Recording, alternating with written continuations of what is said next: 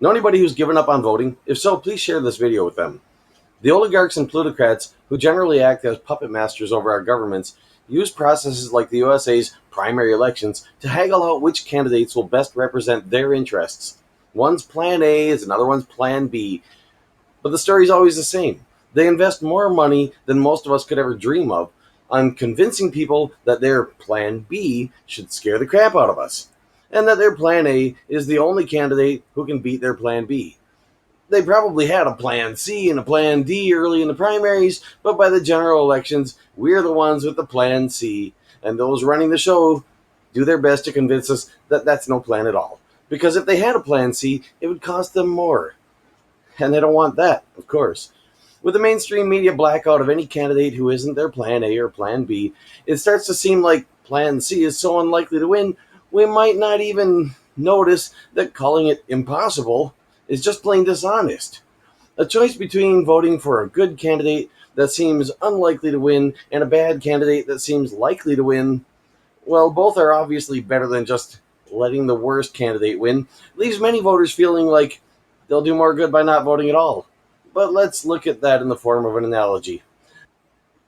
Imagine you were offered your choice of two free lottery tickets. If you choose ticket A, you're very likely to win. If you choose ticket C, you're very unlikely to win. If you don't choose either, a ticket will be picked for you. And you're told that ticket B is likely to be picked and should scare the crap out of you because the prize is basically doomsday. So you might think you're better off to choose ticket A in order to avoid the doomsday prize.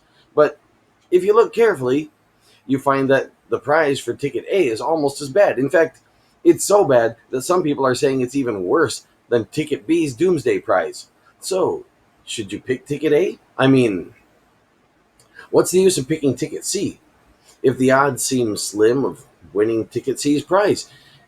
Even if it is a really good prize, right? Why bother to give up the chance to select a nearly guaranteed win of a really bad prize just to take a long shot chance on a really good prize?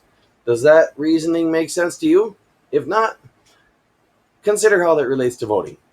Your vote doesn't cost you anything. If you pick a bad candidate that seems likely to win just to avoid a worse one being picked for you, who's picking that worse one? The answer is people who see your ticket B as their ticket A and are voting out of fear. So that means if you vote for your ticket A out of fear of your ticket B, you're the one responsible for making the doomsday they fear more likely. So wouldn't it make more sense to take a chance on the good prize and encourage them to do likewise? If you're affecting the odds each other has to deal with, why not improve their odds of a good outcome rather than choosing to aim for an easy to win but undesirable prize? Maybe you can convince them not to pick your feared doomsday as the prize you're likely to win.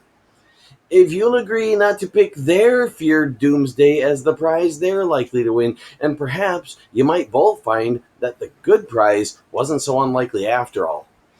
It's true that elections are a gamble, but the vote of each person who has the right to cast one has already been paid for by people who fought for voting rights in the past. So don't throw your valuable vote away on a surefire crap prize, and don't just throw it away outright either. It's worth the effort to find out what other people see as the best possible outcome of the election, to look into why they feel that way and decide whether they might be onto something, and see if you can help increase the odds of that outcome, or at least of some good outcome, rather than just letting the victims of electoral terrorists choose which doomsday you get for not even trying to pick something better. In the USA's 2016 presidential election, many people don't know that Bernie Sanders is still an option and wants to win. He's scared just like everybody else, and supporting his ticket A as better than the doomsday prize he sees in ticket B. But the good he wants to do for us is the prize of my ticket C, because I see Bernie Sanders as the best choice. If you see some other candidate as the best choice to bring about a favorable future, then that's your ticket C.